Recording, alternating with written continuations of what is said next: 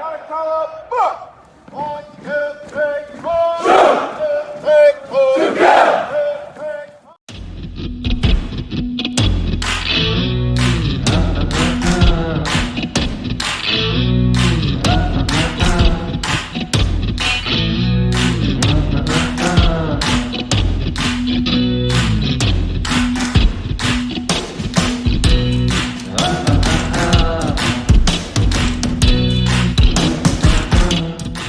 I know I kind of rambled there a little bit, but I wanted to make sure to get those two. I made notes so that you were going down there, but it's that recreational piece, that reconnection. You said it best. We are creatures of this planet. I know that sounds a little granola to some folks out there, but it's the truth, folks. That's why you love fishing so much. And for, or other areas, camping, hiking, bird watching, gardening, it doesn't matter. Just reconnect, and there is a powerful, powerful piece. We've talked about this several areas here, but it does take a village. And I think the more success comes when organizations like yours, ours, the ranch, your other, when we all start working together with that common piece.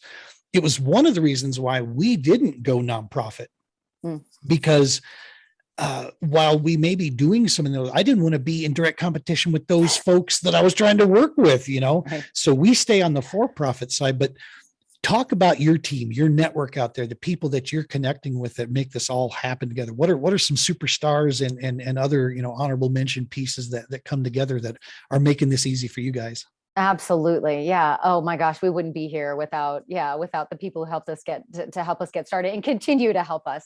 Right. Colorado Veterans Project, I wouldn't exist without them. Rob Bingham and his team of super friends out there with Colorado Veterans Project, they umbrellaed us while we were still getting our 501c3. They were instrumental. In fact, Laura Bingham, she and Rob are, I can't say enough about those two. They're an amazing, I call them a power couple. They would laugh and just be like, Michelle, you're crazy. Stop that. They're two of the most amazing, humble people I know. Laura Bingham did our logo, which I'll give a shout out for that. Let me see if you can kind of see that there. There it goes. Equine, there it is.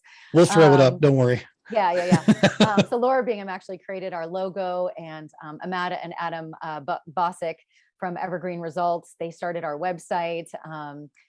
Without WarriorNOW, they've been a huge supporter.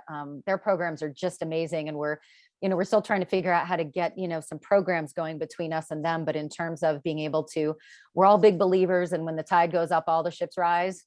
And so Tiffany Morgan, who is essentially their chief of staff, and then also has her own business called Your Weapon Is Your Mind. She's a Navy veteran. So she and Dan, without her, I wouldn't know Dan and Gloria.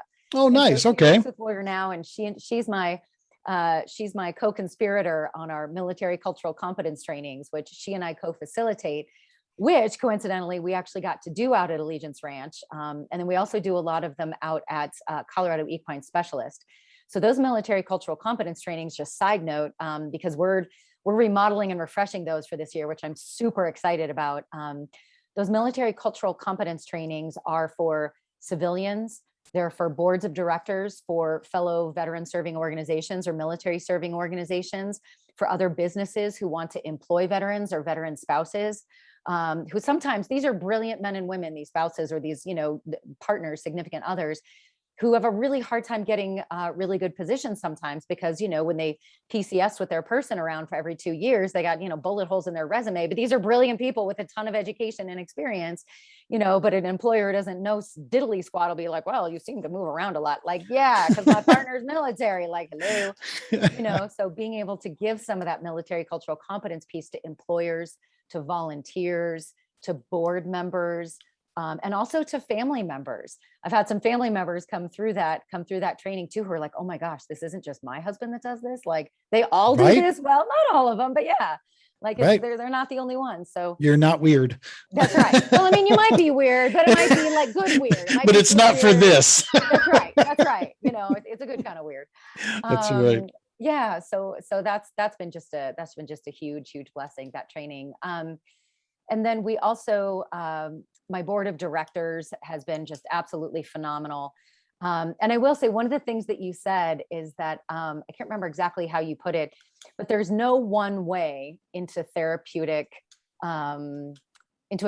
activity. Like for some people, it's fishing. That's their way in to start just feeling better.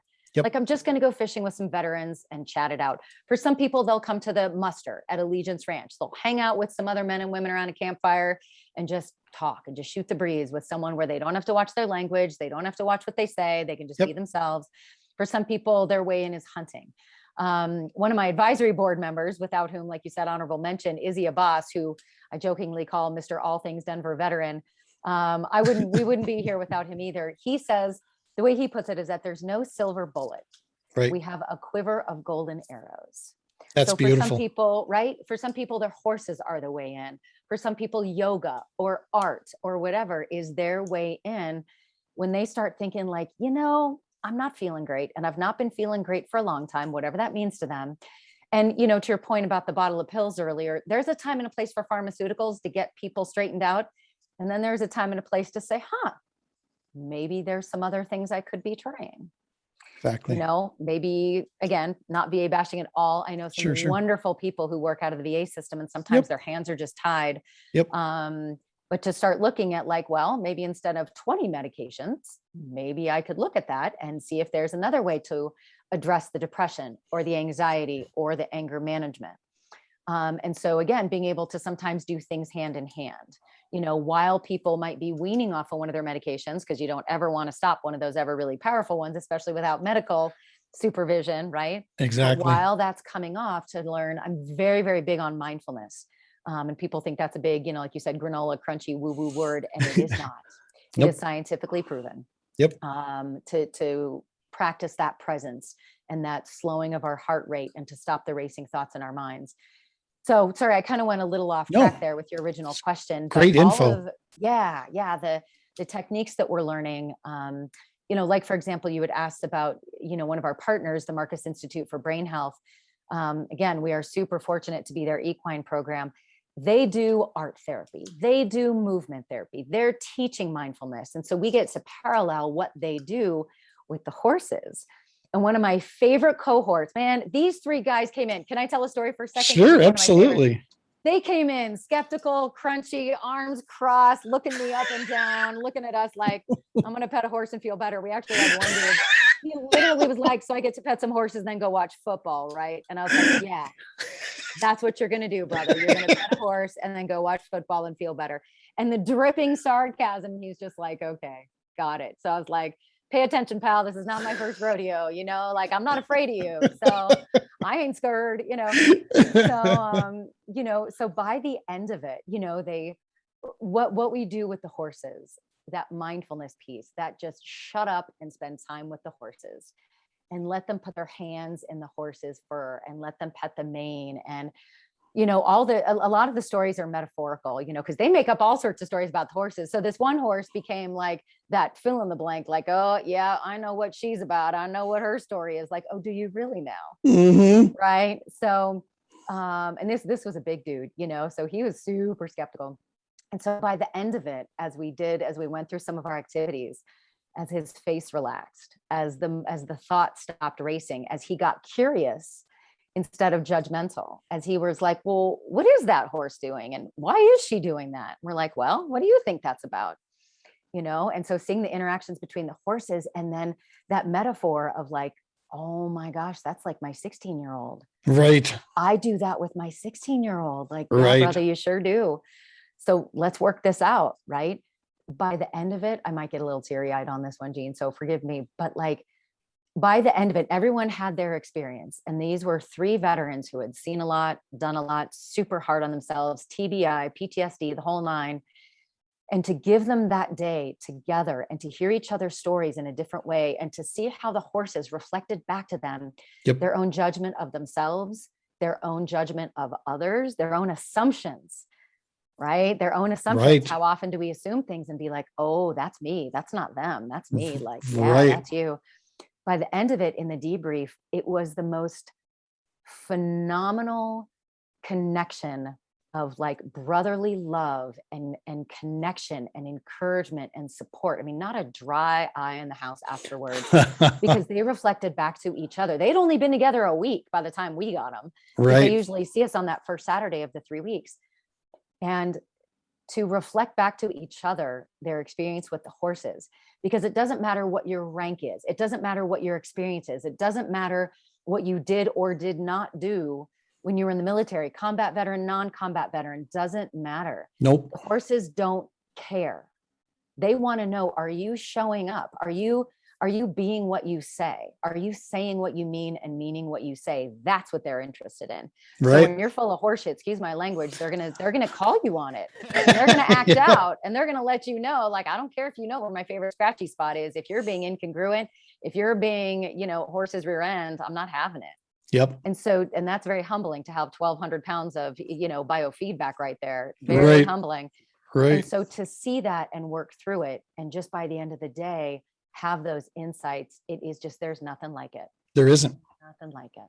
Yeah. I mean, that's, you hit the nail on the head so many times with that, and it's there. We see it around, and that network of support from all those people, and I'm sure the list goes on and on and on.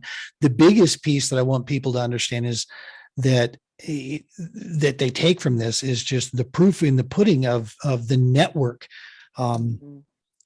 Staff Sergeant Justin Patterson, who I now call a very good friend of my family's, met him at the Warrior Bonfire program. He was talking about one of the influences he had in one of his mentors that talked about, when information comes to you, you can be one of those guys that has a bucket and you put that information in the bucket, or you can be one of those guys that is a conduit.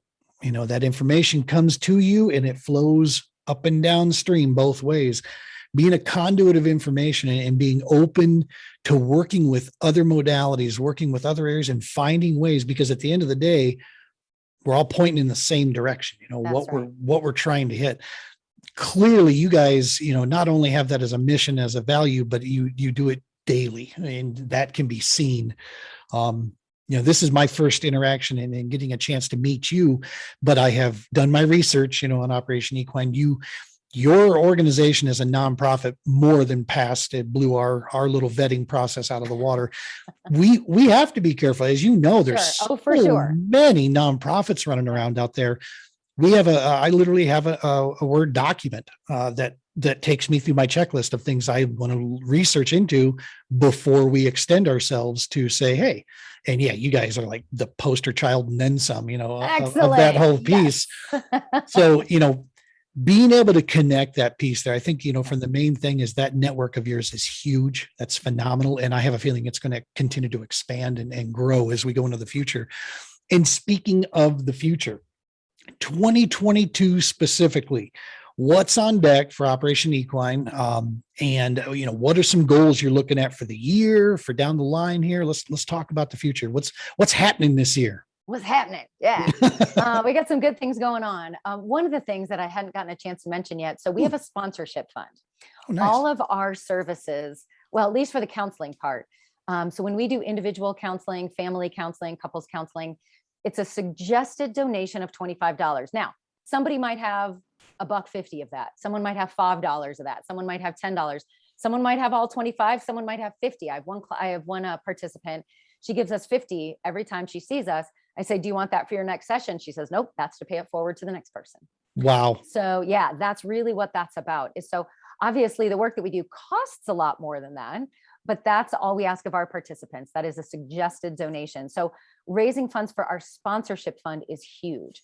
So, the horses have to eat, the barn needs to be paid, horses need the veterinarian, they need their shoes, they need their feed, therapists got to eat, equine specialists got to eat, all those things. And so our sponsorship fund is also for those kinds of things. So it's to pay it forward. Sure. So when we do fundraisers, getting that sponsorship fund covered is absolutely essential for what we do. And, when you mentioned something when we were talking offline a little bit about even gas cards, like someone might say, look, all I can afford is a $25 donation. Well, one, that would pay for somebody's one session, which is great. If they say, maybe their passion is, people sometimes have transportation issues. They might say, well, you know what? I got $25 and I want that to go to a gas card for somebody. great. Perfect. Have it go to a gas card. We've got a whole set, which we're in the process of refreshing our website for this year, like a lot of people, and just saying what your donation goes to. Right. So, $25 for a gas card, $150 is what a session actually costs to be able to get everybody, and the horses paid for. Being able to pay for a veterinarian bill. Horses need their feet checked, about every 6 to 8 weeks or so, if you're taking good care of them. Yep. They need their shots every year. They need feed, so we break down those costs so that when we do fundraisers, it's very, very important for us for, the majority of that to go to our services for sure. Right. So a couple of things that we're really excited about for this year, we are working on a therapeutic pack trip. Oh, In full, it's going to be 5 or 6 days. The pack trip itself is going to be a 2-night, 3-day pack trip. But okay. the whole program is going to be about 5 or 6 days because there's going to be a curriculum to it. There's going to be mindfulness to it. There's going to be, there's going to be fellowship. There's going to be campfires. There's going to be hanging out and doing, it's going to put together the best of what we do with the groundwork, because at Operation Equine, we do the groundwork. It's all on the ground. None of it is riding.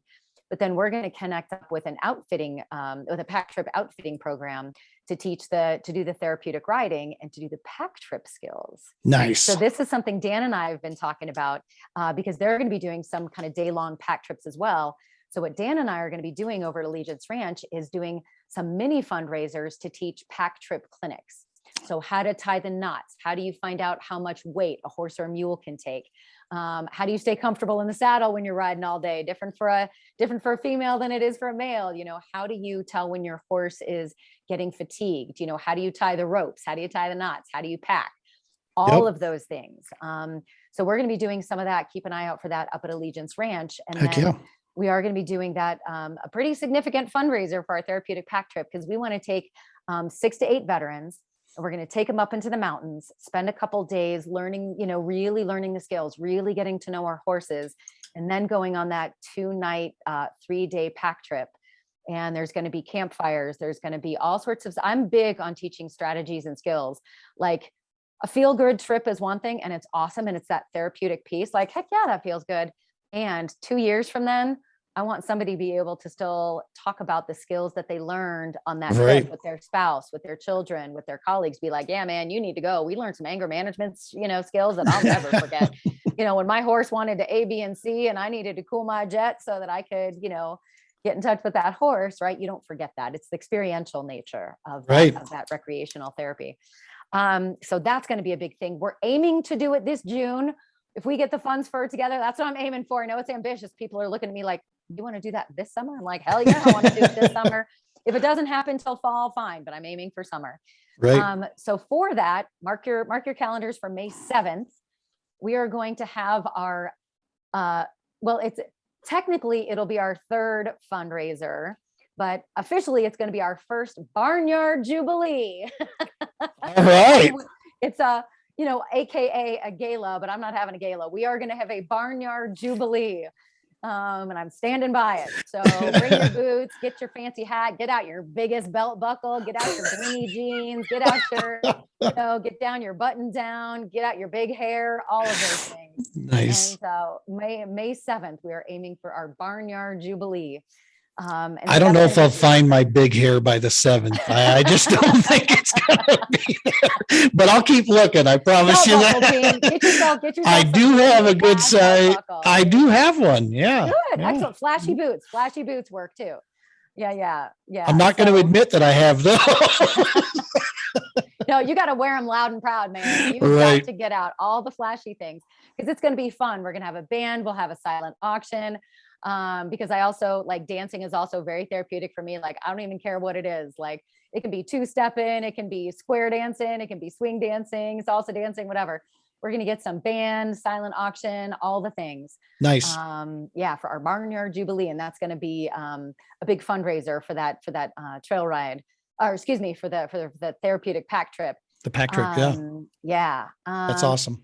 Yeah. And I feel very fortunate, actually, so grateful. The Daughters of the American Revolution are actually having a tea. They have an annual tea, and they honor a 501c3 that works with veterans. And so I'm giving my presentation for them this week. And then in February, they're having their Daughters of the American Revolution fundraising tea. So I'll get That's to wear a skirt and get my big hair going on. there you go. Yeah, get my skirt and my boots on and bring my board over, and we'll get to have a fundraising tea for the Daughters of the American Revolution. So I'm That's super excited about exciting. that. Yeah.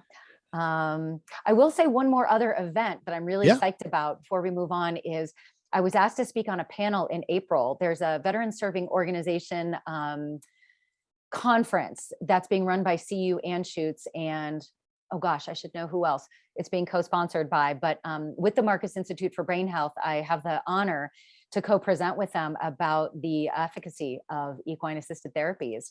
Perfect. Yeah, so I'll get to speak loud and proud at that, which I'm also very excited about, to be able to get out to other people that it's more than a feel good thing. Yeah. Like you said earlier, that there's science behind it, that Yep. there's meat behind it. There is, Yeah. you know, and that's so important. I think the more avenues that we can do to show that, you know, it's just of the options of things that are available out there. Mhm.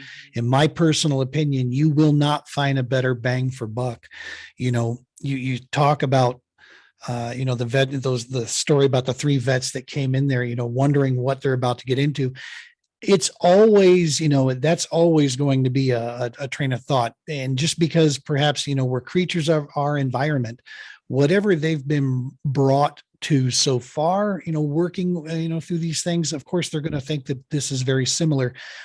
I encourage the vets and first responders, if you're interested, even if you're not sure if you're interested, contact us, reach out to us, Yeah. just meet me over at the ranch. That's, you know, and just no expectations, no worries, no, you know, you don't need to, you know, study homework or anything. Come out and just look around, Mhm. you know, start there. To me, that Yeah. was the piece of, hey, you know, because you start there and what that offers to you, the camaraderie, the connection piece, the resources available, such as Operation Equine. Hey, man, even if you're not sure if you like fishing, do you like to laugh? Do you like to go on a boat? Come with me. Let's go. If you're working through the ranch or any one of our nonprofits, that's who we work with. Yeah. That's all we ask, is that just reach out and get connected with one of them, so that you have that resource in your back pocket, you know, and that they can work with you folks if needs be. So Mhm. that's exciting stuff. That's super exciting to see the pack trip coming together. Let me know on that, what we can do to help with promotions piece. We'll bring the truck and the rig over there, let kids get Yes. pictures with them, Nice. you know, Yeah. and yeah, we'll be there to help fundraise, you name it, whatever Awesome. Thank we you. can do to help you guys get that through. So speaking on that topic, let's talk about this. People that are watching right now, as we wrap this up here, people that are watching, what are ways, you know, beyond the obvious, what are ways that people can help Operation Equine, you know, specifically to your organization in general? Let's just talk to us about that. What your thoughts are on that? How can they help? Yeah, absolutely. You know, obviously fundraising is always one of those things. You know, even $25 helps. I'll say, for example, so we had some active service members out from from Fort Carson. They came out for a volunteer day. And so even coming out, whether it's Allegiance Ranch or down at Colorado Equine Specialists, there's always things to be mucked, fixed, changed, you know, gussied up, all of those things. So people are like, well, I don't have money, but I got time. That's great. Time and volunteering is always super, super helpful and so appreciated. Again, even if someone's just got an hour or two, at Allegiance Ranch, if they go through the volunteer orientation, people can come out with their kids. I think it's 8 and up, or if they're younger, they just kind of need to stay with mom and dad, but you know, at a certain age. And down at Colorado Equine Specialists, we have planned volunteer days. That's how we actually got some of the active folks on their Defender days to come out from Fort Carson. They Nice. came out they came out to help out for the day. They're like, hey, we should come out for one of our Defender days, which was like a leadership day for them. Right. And they came out again, super skeptical, had a blast, had so much fun serving those guys. I will say, and if someone wants to make a specific donation for a certain thing, like for example, if they say, gosh, we really want to give back to the emergency responders to have them come out for a day, they hardly have anything in their budgets for like a respite day for them or a, you know, mental health day for them. So if someone says, we really want to give back to the emergency responders and the law enforcement and the firefighters and the EMTs, especially for the whole Louisville Superior thing for the last couple of weeks, absolutely, we can do a fund for them. If someone wants to say, here's $500, I want to get them out there and give them whatever time they can give for that. That is specifically for them. I would love that. I know they would love that. DPD, we had their Denver Police Department, we had their peer support team out, and they didn't have anything in their budget, which is just fine. Like, no, just come out. We want to serve you guys. We want to give you a day just to love on you and have the horses love on you. And those That's men awesome. and women, they donated out of their own pockets, which they did not have to do. It was very grateful, but I want to be able to have the people of our communities show their support, especially at this time, to law enforcement, to firefighters, to EMTs, to frontline healthcare workers. Lord knows, do they need it right now? So if people want to spend, their funds specifically for that, I will say too, again, with volunteers, we are also looking for additional board members. My board right now is small but mighty. We've got our requisite board members, and we need some help. I'm a one-woman show right now, in addition to my board members, and so people who are interested in giving their time. We're not the kind of board that you talk about at cocktail parties and then don't do anything in between board meetings. Like, we're a working board. I want people who have a skill, who have the love, who have the dedication and the passion to do some work in between board meetings, especially grant writers, people who know how to fundraiser, who do how to do fundraisers, marketing. I always need help with that because I'm not great on Facebook. Let's just face it, I'm not. And if someone would like to do that for me, I do it to the best of my ability, but it's tough. Or if someone says, hey, my superpower is numbers, great. We've got a treasurer and I know she could use the help. If someone says my superpower is IT or, Photoshop, or, I'm a people person and I can't do anything in between board meetings, but by God, when you've got a fundraiser, let me be your point of contact. Great. There you go. To say once a year, make me your silent auction professional. Like, awesome. We need you. Come on over. So just if someone's got a superpower that they would like to lend to this, we could use the help for sure. So that's another way to be able to support. So many times people forget about that on the nonprofit side, is just how much of a business this is. And that they think maybe they don't have the funds or maybe they don't have a ton of time. But like you said, hey, do you think you could carve 2-3 times a year out to help on special big projects that are coming down the line? And most people, absolutely yes is going to be the answer. Come on, let's be honest. Yeah. You can give up one night of watching The Witcher on Netflix or whatever it's on right now, HBO Max. You can give up one night of binging a little bit just to contribute and give back like that. And a lot of times people don't realize that it literally can be, you have no idea how helpful that is, for small business, because that is exactly what you are. You've got hat after hat. I can tell you my accountant hat is super clean because I hate wearing it. That's the one side that I hate that portion of it. Yeah. But with the nonprofit support, there's so many options for people that can really help out. Even if it's not super, even if it's just an okay power, give them a call.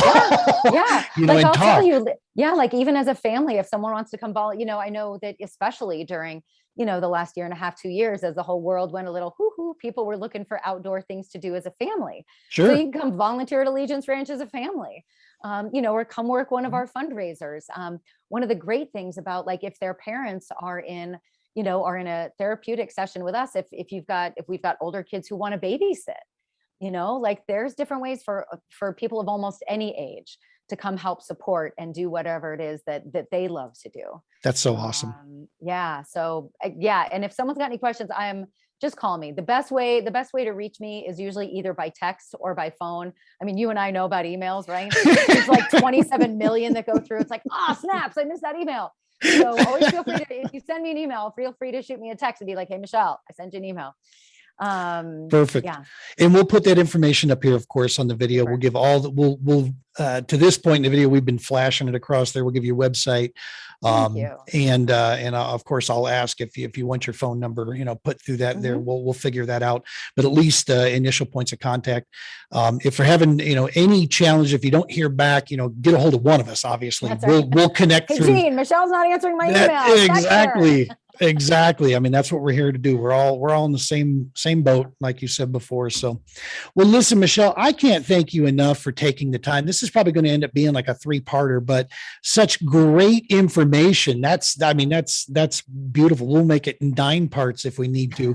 Thank We'd you. love to have you come back, throughout the course of this year here. Just, if there's, the closer we get to this packed therapeutic trip, let's talk more about that. Let's have you in there. I'm sure we're going to have more questions. You are my leading expert in these fields, so we'll reach out there. And who knows, we've got the Barnyard Jubilee, hopefully that's maybe could be one of the things we can, partner up with and work together, try to So fun. see what kind of funds we can raise and pick up out there.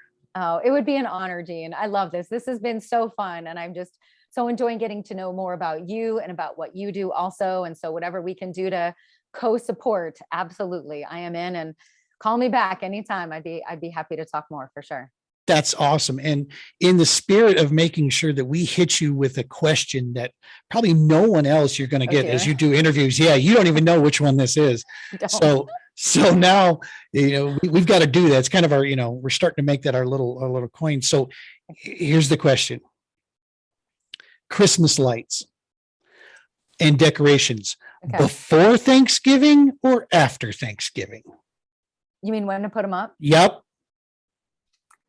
So the funny thing is, I'm Jewish. Okay, hang on. No. I'll change it up. No. This is hilarious, which makes the question even funnier. Right. Because I love holiday lights. I call them holiday lights. Right. I love them. The twinklier, the better. Like I'm old school. Like you and I talked about this. We're about the same age. I am old school. You gotta wait until after Thanksgiving. Thank you. After Thanksgiving, that is a thing. Right. Keep them up as long as you want. You That's keep them right. up until flipping, I don't know, spring break if you want to. But you gotta wait because otherwise Thanksgiving gets missed. That's right. I love Thanksgiving has got to be one of my favorite top 3 holidays of all right. time. And that like gratitude and the family and the food. Give Thanksgiving its full power. I think you shortchange you shortchange Turkey Day if you start throwing them up before, in my opinion. That's right. And Hanukkah started like 3 days after Thanksgiving this year. So it's like, get on it. You got to get on it. But see, and if there's more decorations involved, I'm going to start celebrating Hanukkah now too. Just because we're all for it, man. All the decorations you want after the fact. Yeah. That's right. What do they say in Seinfeld? Festivus for the rest of us. That's right. Yeah. In our family, as we're signing off, I'll just call it, I think it's like 17 different versions of Christmas, Hanukkah, Wanukahs. So it involves like Christmas, Hanukkah, Kwanzaa, Festivus, like just put it all together and it's one big fat December holiday. That is awesome. Yeah. Hey, no matter what we're celebrating, that's all that, at the end of the day, we're all same mission again. Well, listen, Michelle, thank you so very, very much. We appreciate this. And we're looking forward to working with you in the future. Awesome. I can't wait. Thank you so much, Dean. I appreciate it. You bet. All right. Take care. Gotta call up,